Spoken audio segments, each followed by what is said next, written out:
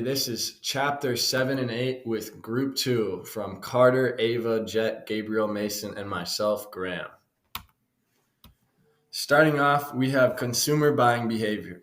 Consumer buyer behavior is described as the decision processes and purchasing activities of people who purchase products for personal or household use and not for business purposes.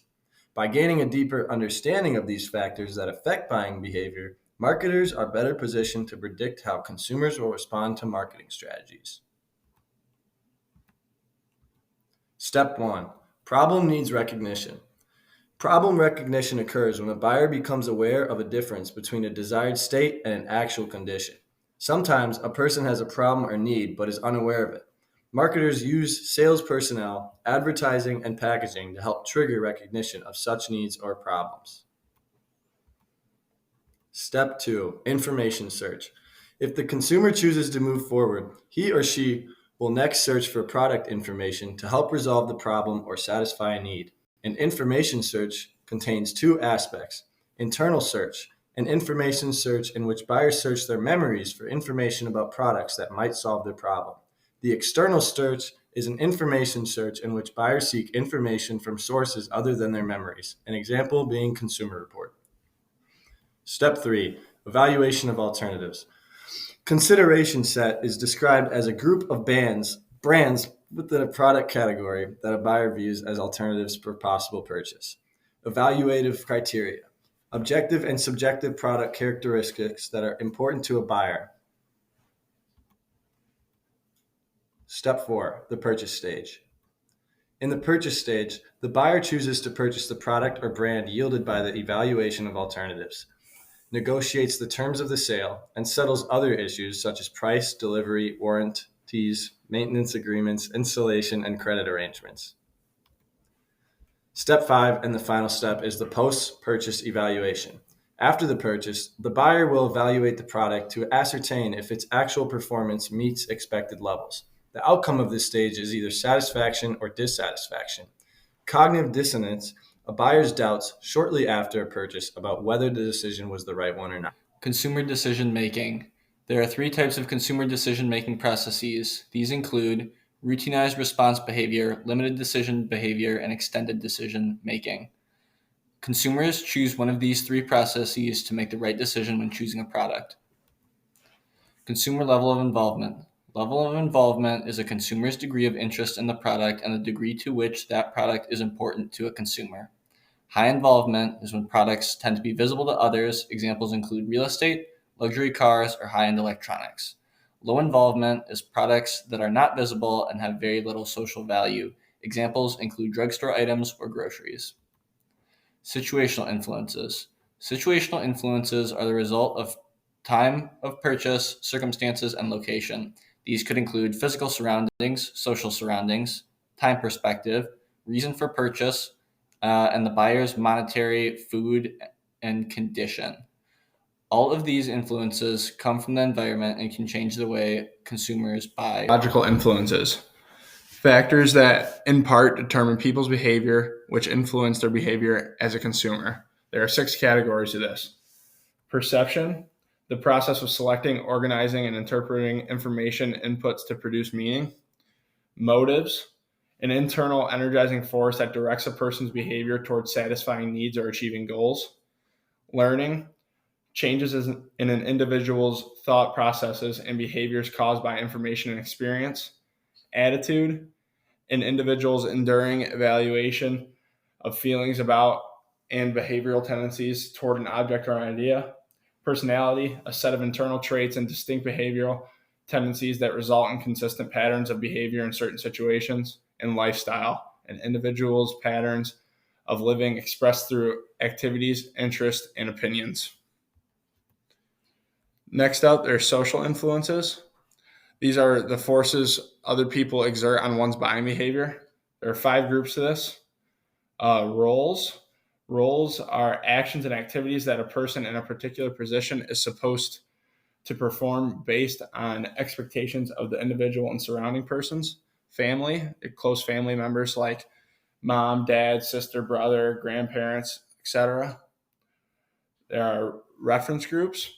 a group that a person identifies with so strongly that he or she adopts the values, attitudes, and behavior of group members. Social classes and culture. Influence a buyer's decision making.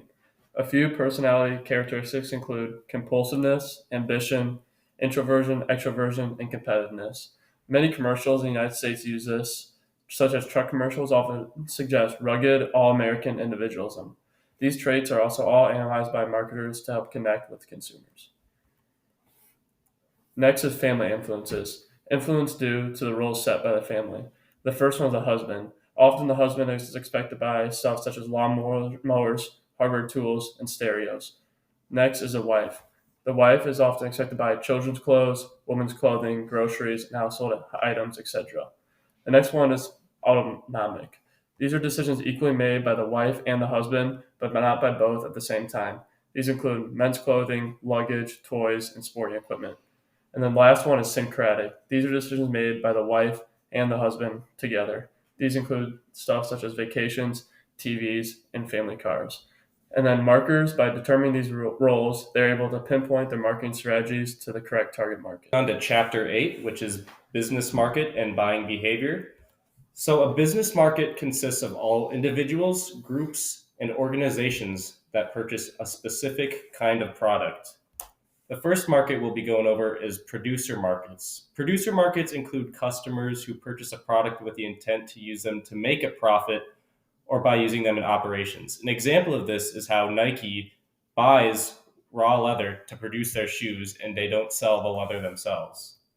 The next market is the reseller market. Resellers are intermediaries who buy finished goods and then resell them for a profit.